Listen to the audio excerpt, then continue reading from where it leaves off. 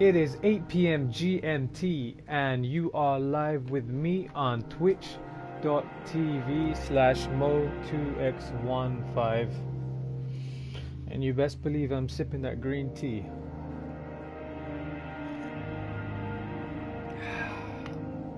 Still kind of hot.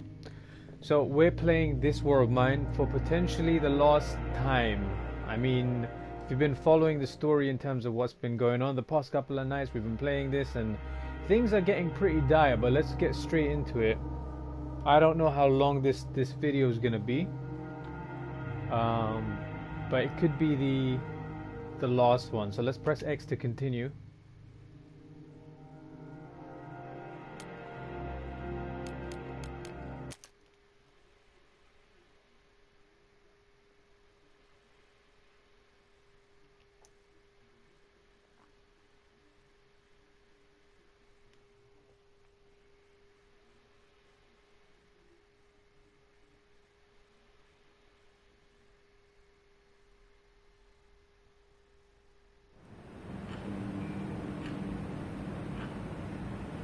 So we're on day 22. Oh my god, this might be the shortest video stream in history. Bruno committed suicide. We found Bruno dead. He couldn't take it any longer and took his own life. Now this is interesting because yesterday when I decided to stop off, I'm pretty sure it got into day 22 and he was able to move. So maybe it was a game mechanic that's completely random. Maybe he would have, if we would have survived that one, if we would have continued playing yesterday, maybe the game would have went on. I don't know, but we've turned on today, day 22. Bruno has committed suicide, which sucks. So you never know what to expect from this game. We found Bruno dead. He couldn't take it any longer and he took his own life. You didn't make it. You survived only for 22 days.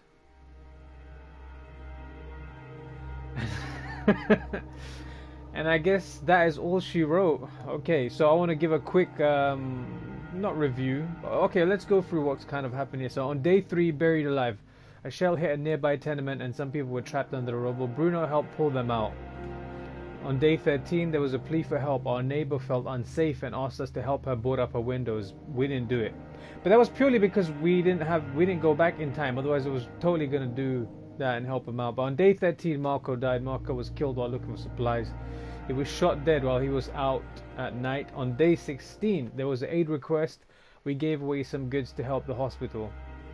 On day 17, saving life. Our neighbor's children asked us for medications for her, but we had none to give. On day 19, Pavel left us. Pavel abandoned our shelter and did not return. Let's hope he's still out there, roaming around. Let's hope he makes it. He could still make it. Katya died of severe wounds on day 21. And that was it for Bruno. He couldn't take it anymore. On day 22, we lost Bruno. Bruno couldn't take it anymore and committed suicide. Deep, deep, deep game. For all his efforts, Marco was rewarded with a shallow grave. Maybe his wife and daughters will find it someday, on condition that they manage to survive the persecutions themselves. Pavel decided to leave the shelter one fateful night. The next morning he was shot in the back running from the bandits. Oh, I can feel it. I can feel it in my forearms. I can feel the feels, the goosebumps. Katya never found her parents, but they did find her grave one day with her war diary buried alongside. They published it without any alterations. It became a bestseller. Well, at least that was something. There was some positivity to come out of this situation. After having lost all hope, Bruno tied the noose around his neck. His last thoughts were of his lost friend and what could have been but wasn't meant to be.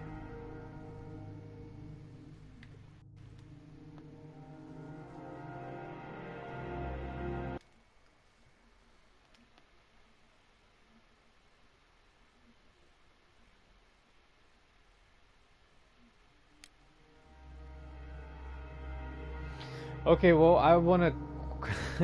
This is gonna be. This has got to be the shortest stream in the history of streams. I'm sure there's some that are short, but they were probably purely accidental or technical issues. But in this case, it was literally just that when I left the game yesterday, we were on 21 days, and I'm almost certain, as the next day was starting, day 22. Bruno was in the house, and I thought, okay, we have some supplies, we can still kind of turn this around.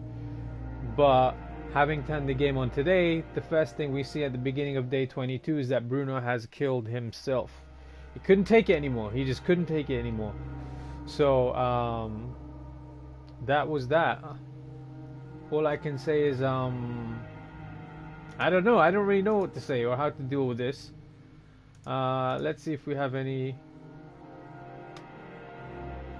I don't know if we've got any users in chat. I want to say thank you for coming for this very short presentation. It's not even been 6 minutes past 8. And that was the end of the game. So we survived 22 days. I just want to say I'd played this before. A couple of years ago. I think it was maybe about 3 years back when I first played it, and I think I played through it a couple of times. So I'd done it at least 2 or 3 times. I played through, and I think at least on 2 of the occasions I made it through the cycles in the game. So obviously there's an outbreak of fighting, and then after that there's an outbreak of well, not an outbreak, but there's a period of time, a cold period of time, like a winter that passes, where you need to kind of drastically change your resources to kind of fit the environment and kind of what's going on at the time. But if you're considering playing this game, I would definitely recommend it.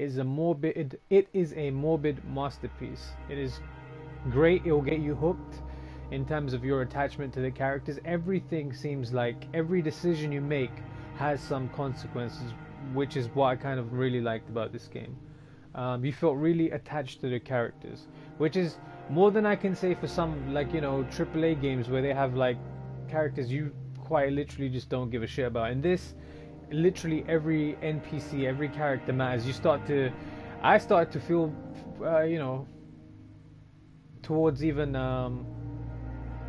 nameless NPCs, just in the hospital. Just the situation kind of lets you know how you're going to deal with things. Then we had like Franco coming to the door every now and then, and trying to offer trade, which is, I guess, a good thing. But at the same time, you start to develop these feelings of like, he's kind of bumping us with these prices. I don't know, maybe he could kind of try help us out a bit more. But there's so many ways that this game kind of makes you think. It kind of helps you reveal things about yourself, because in the beginning I had like very high morals. I didn't want to take anything unless it needed to be taken. I didn't want to steal from anyone. I didn't want to hurt anyone else, and I don't think we necessarily did as the game progressed. But then we had to make decisions in terms of stealing, and obviously that also had an adverse effect on some of the characters, where they would get depressed because it's just not in alignment with their identities, and it's just kind of what the situation made of them. It's a really, I think this is a really deep game. At the end of the day, that doesn't make any sense. At the end of the day, games only kind of have the meaning that we give them, and I think this is one of those games that I took a lot of meaning out of. If you do plan on playing it yourself, again, I'd recommend it. Your situation might be different, your characters might be different, the days might pass differently, but it's definitely doable. You can definitely finish this game. You can definitely I'm not entirely sure how many days it goes on, but there is a finite point. If we have a quick look at Write My Own Story, I mean, you can see that once you kind of finish it once, you can kind of choose who you start with. You can define new civilians. Yeah, so I think it's 40 days by default, so you have to kind of survive 40 days. So I think the next cycle for our game would have been a period of winter. And then I think if you survive 40 days, then you kind of make it through. And it's kind of rewarding because the story that you get at the end is not as sad or tragic as what we just witnessed. Then you have like other things you can manage in terms of intensity of conflict. So there's low, moderate, high. It's kind of like the difficulty settings you have in the game. Yeah, so winter comes, early, halfway through, late. So that was the period of time that we would, I think, going into had we still had our characters. Then there's obviously the harshness of the winter over here, so again that's kind of like, I guess, a difficulty setting.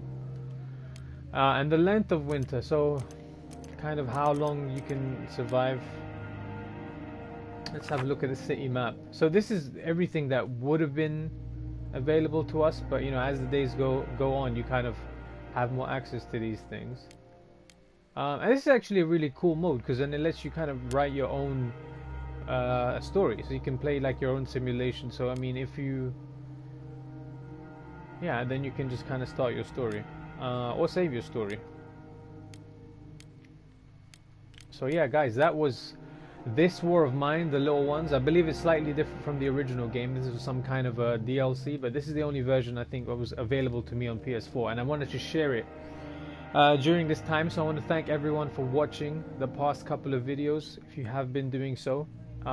If you enjoyed what you watched, one of the ways you can support is by giving me a subscribe on YouTube. I'm trying to get to 100 subscribers so that I can get a custom URL, which will make it much easier for people to find me.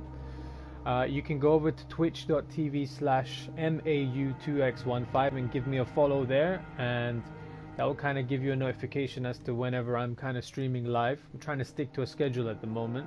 And finally, the most effective way to keeping in touch with everything I'm doing in terms of the latest would be to go onto Twitter and follow me on there with the same username, so it's MAU2x15.